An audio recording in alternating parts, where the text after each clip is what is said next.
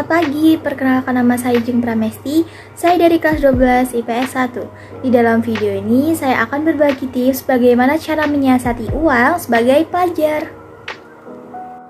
Masa remaja di dalam psikologi diartikan sebagai masa peralihan dari anak-anak menuju dewasa.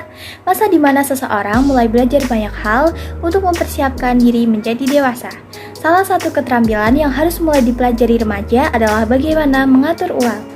Mengapa remaja perlu belajar mengatur uang? Dikutip dari beberapa sumber, remaja perlu belajar mengatur uang agar kelak terbiasa menabung, pandai mengatur keuangan ketika kelak berumah tangga, memiliki perencanaan masa depan yang lebih baik, melindungi diri dari kejadian darurat atau tidak terduga, menjadi pribadi yang mandiri, dan lain-lain.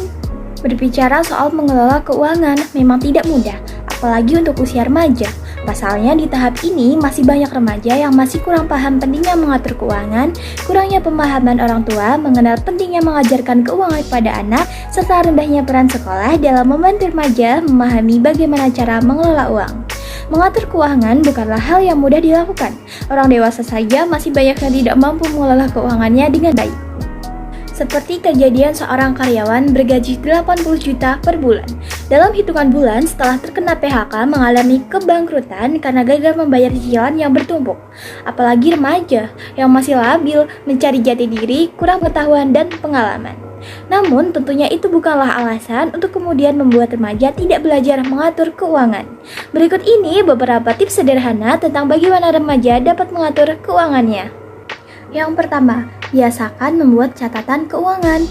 Biasakan mencatat pemasukan dan pengeluaran. Meskipun tampak sederhana dan sepele, membiasakan diri tertib membuat catatan keuangan dapat sangat membantu kita mengetahui berapa banyak uang yang kita belanjakan, apa saja yang dibeli, pos pembelanjaan mana yang terlalu besar, dan lain-lain. Sehingga berikutnya kita dapat melakukan evaluasi penghematan. Yang kedua, berusaha hidup hemat. Hemat berarti membelanjakan uang dengan cermat.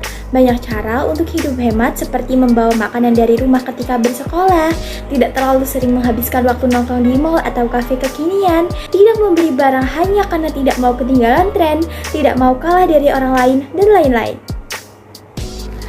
Yang ketiga, manfaatkan diskon dan promosi penjualan. Banyaknya program diskon, promosi penjualan yang ditawarkan penjual adalah saat yang tepat bagi kita untuk membeli barang. Mengapa demikian? Masa diskon dan promosi penjualan adalah kesempatan bagi kita membeli barang yang kita inginkan dengan harga murah. Kesempatan membeli barang banyak, lebih bagus dengan harga lebih murah, dan tentunya diskon yang didapatkan bisa disisihkan untuk ditabung atau digunakan untuk keperluan lain. Yang keempat, hindari berbelanja secara berlebihan. Berbelanja berlebihan jelas harus dihindari karena membawa sejumlah kerugian finansial. Uang yang harusnya cukup untuk 1 bulan bisa jadi habis dalam hitungan hari. Godaan berbelanja berlebih akan terjadi ketika kita sering berkunjung ke pusat perbelanjaan atau membuka situs belanja online. Jadi sebaiknya batasi kunjungan ke pusat perbelanjaan atau berselancar di situs online. Yang kelima, jangan salah pergaulan. Masa remaja adalah masa berteman, bergaul, bersosialisasi. Di satu sisi, sifat remaja juga sangat mudah terpengaruh dengan lingkungan. Pemilihan teman menjadi hal yang sangat penting bagi remaja. Teman yang baik membawa efek yang baik dan sebaliknya.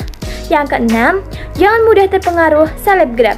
Pada masa kini, remaja banyak menjadikan selebgram menjadi panutan, idola. Namun sayangnya tidak semua selebgram membuat konten bermuatan positif. Banyak juga selebgram yang fokus pada gaya hidup hedonis, berfoya-foya.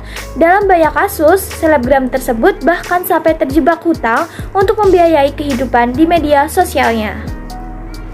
Sekian video dari saya, bila ada kurang lebihnya saya mohon maaf. Terima kasih dan selamat pagi. Thanks.